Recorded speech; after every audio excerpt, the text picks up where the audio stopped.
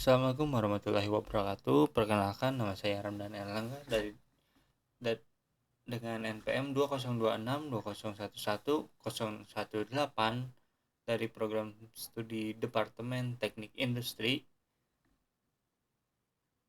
Universitas Teknologi Bandung. Pada kesempatan kali ini saya akan memaparkan hasil penelitian saya dengan judul Perancangan Standar Operasional Prosedur pada Proses Produksi PT KMS Sarana Gemilang.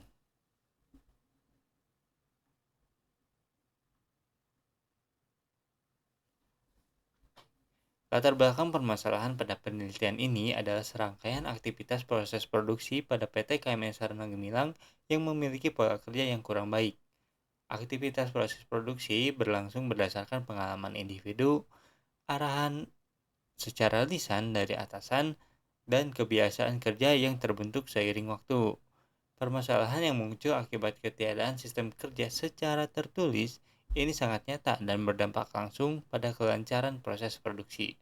Salah satu contoh utama yang adalah seringnya terjadi permintaan material secara mendadak dengan status urgent. Selain masalah pengadaan, proses produksi juga mengalami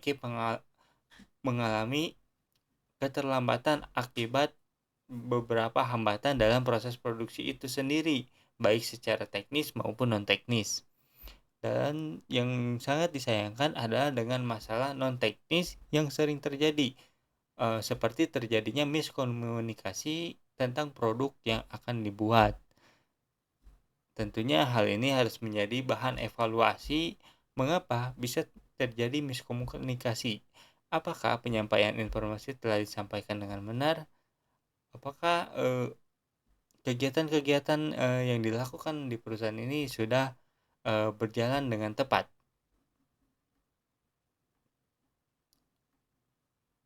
Sehingga peneliti menentukan rumusan masalah sebagai berikut. Yang pertama yaitu bagaimana perancangan standar operasional prosedur persiapan tenaga kerja dan material di PT KMS Sarana Gemilang.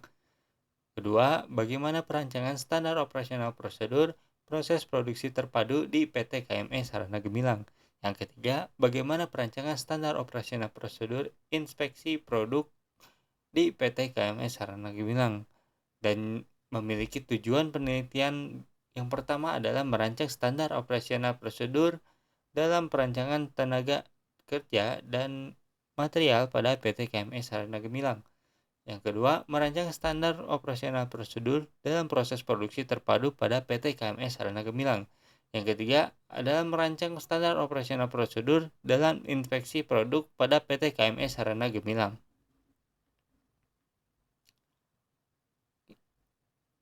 Dalam proses mari kita tinjau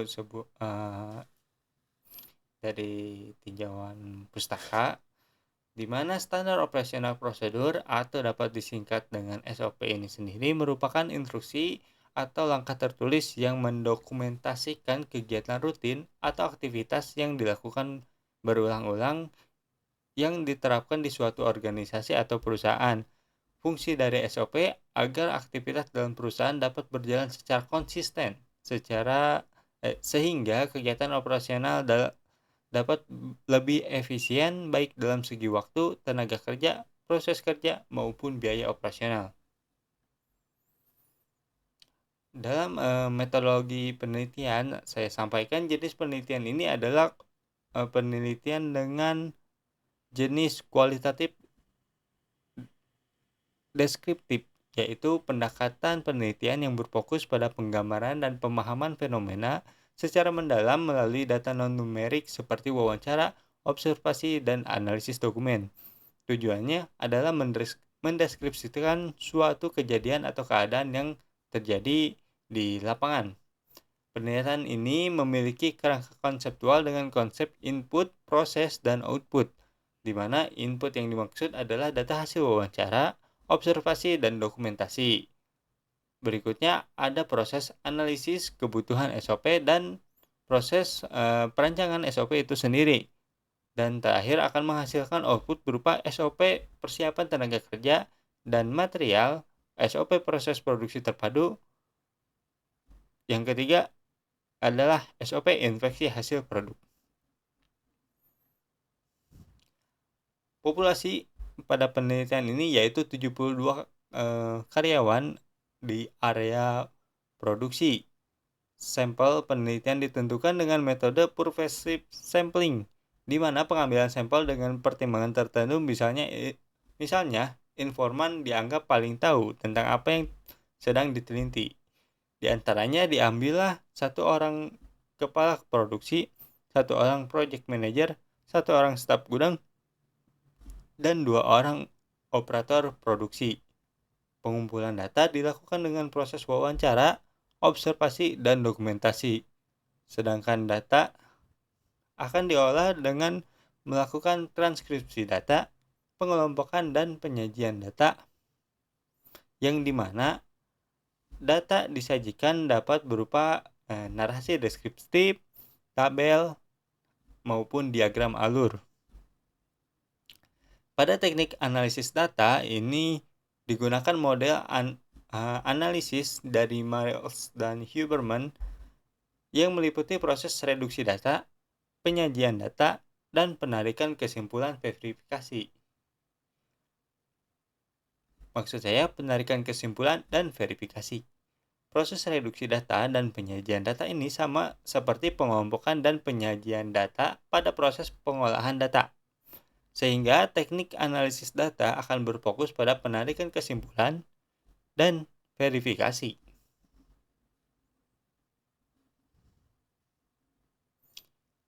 Berikutnya saya sampaikan bagaimana pengumpulan data dilakukan. Yang pertama adalah proses wawancara, di mana dilakukan proses tanya jawab secara langsung dengan narasumber yang telah disebutkan sebelumnya. Lalu proses observasi dengan melihat secara langsung proses produksi yang terjadi di lapangan. Terakhir adalah pengumpulan informasi pendukung terkait penelitian dari dokumen-dokumen yang digunakan. Berikutnya, proses pengolahan data. Data yang digunakan data yang telah ditranskripsi dari proses pengumpulan data kemudian dikelompokkan dan disajikan. Salah satu data yang telah dikelompokkan adalah sebagai berikut, yaitu data yang mencakup proses produksi, di mana informasi yang dapat diketahui adalah tentang unit kerja seperti project manager, kepala produksi, dan bagian-bagian lainnya. Berikutnya ada tujuan dari proses produksi itu, ruang lingkup dalam proses produksi, dokumen pendukung yang digunakan, dan yang tidak kalah penting adalah langkah kerja proses produksi, seperti di mana diawali oleh divisi cutting dalam proses pemotongan bahan baku, lalu ada juga proses lainnya, dan berakhir dalam proses perakitan mesin dan komponen listrik, lalu dilakukan proses pengecekan secara mandiri oleh operator itu. Berdasarkan hasil wawancara dapat disimpulkan bahwa proses persiapan tenaga kerja dan material, proses produksi, maupun proses inspeksi produk sudah terjalin secara rutin. Namun, ketiga proses tersebut belum didukung oleh SOP yang terdokumentasi secara tertulis. Akibatnya, pelaksanaan masih bergantung pada arahan lisan, kebiasaan kerja, pengalaman individu, serta kontrol dari atasan. Kondisi ini masih menimbulkan beberapa masalah, antara lain yaitu kurangnya kejelasan alur kerja dan pembagian tanggung jawab, sistem pelaporan yang belum optimal, potensi inkonsistensi dan ketidakjelasan standar mutu di lapangan, lemahnya pengawasan, serta tidak ada evaluasi tertulis yang terstruktur. Dalam penelitiannya, Sumohadiwijojo menyampaikan SOP yang terdokumentasi dan diperbarui secara berkala memungkinkan organisasi untuk menjaga konsistensi dan kualitas dalam operasionalnya. Oleh karena itu, diperlukan penyusunan SOP yang baku dan terdokumentasi yang telah diperbaharui secara berkala. SOP ini harus mencakup kejelasan koordinasi antar bagian, alur kerja, pembagian peran dan tanggung jawab, standar kualitas produk, serta mekanisme pelaporan resmi yang dapat dipertanggungjawabkan. dan juga SOP yang terdokumentasi dan diperbaharui secara berkala memungkinkan organisasi untuk menjaga konsistensi dan kualitas dalam operasionalnya. Selanjutnya, berujung pada output dari penelitian ini, yaitu perancangan SOP itu sendiri. Di sini, SOP dari persiapan tenaga kerja dan material bisa dilihat pada bagian atas. Saya buat menjadi dua bagian, di mana ada proses persiapan tenaga kerja dan ada proses persiapan material. Berikutnya adalah SOP, perancangan SOP dari proses produksi terpadu. Yang terakhir, di bagian kanan bawah ada perancangan SOP inspeksi produksi.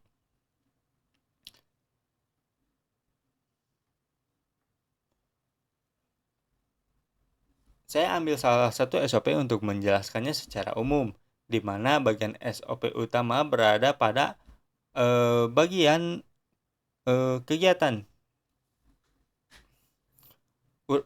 Maksud saya di mana bagian SOP utama berada pada uraian kegiatan yang dilakukan, dan juga ada divisi atau kelompok yang melakukan uraian kegiatan tersebut.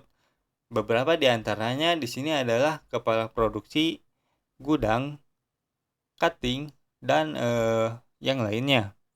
Berikut ada uraian kegiatan proses produksinya, dan terakhir ada bagian diagram alir yang menghubungkan uraian kegiatan tersebut dan diletakkan simbol-simbol dari uraian kegiatan tersebut yang tegak lurus dengan kelompok atau divisi yang bertanggung jawab atau yang melakukan kegiatan tersebut. Simbol yang dimaksud di sini ada yang dinamakan simbol terminal yang menyerupai segi empat atau persegi panjang namun memiliki sudut yang tidak lancip. Simbol ini digunakan untuk memulai atau mengakhiri serangkaian kegiatan yang tersusun. Berikutnya ada juga simbol persegi atau persegi panjang yang menunjukkan kegiatan yang dilakukan. Seperti contohnya ada di poin nomor 2, nomor 3, nomor 4, nomor 5, dan lainnya. Lalu ada juga simbol lain yang digunakan, yaitu simbol belah ketupat atau simbol keputusan yang menggambarkan proses percabangan kegiatan atau proses pengambilan keputusan dalam kegiatan tersebut. Seperti ada pada kegiatan nomor 6 di sini yang dilakukan oleh divisi cutting, yaitu dengan uraian kegiatan menentukan divisi lanjutan dalam proses produksi, di mana perlu diambil keputusan oleh divisi cutting ini untuk menentukan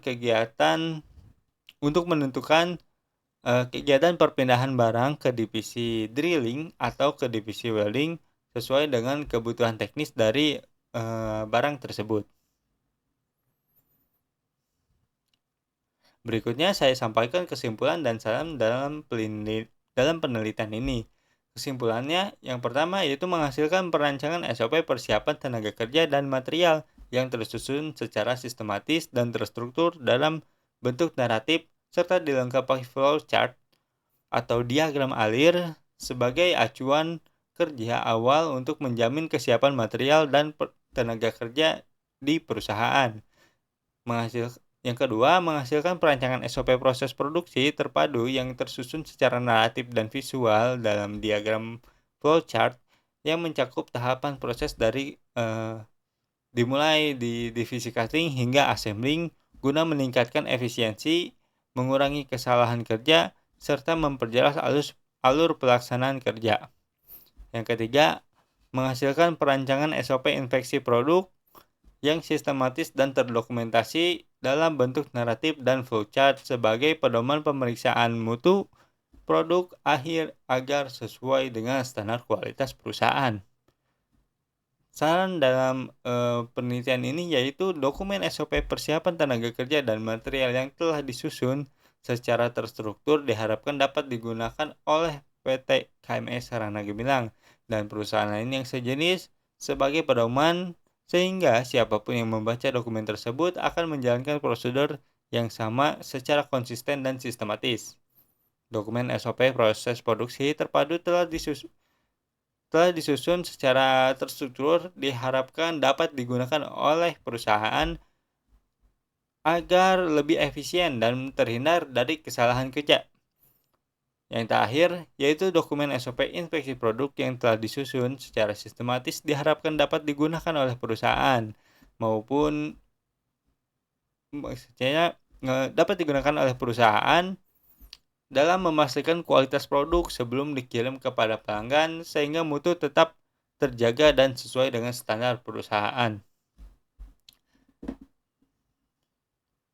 Itu semua pemaparan materi yang dapat saya sampaikan. Terima kasih atas perhatiannya. Wassalamualaikum warahmatullahi wabarakatuh.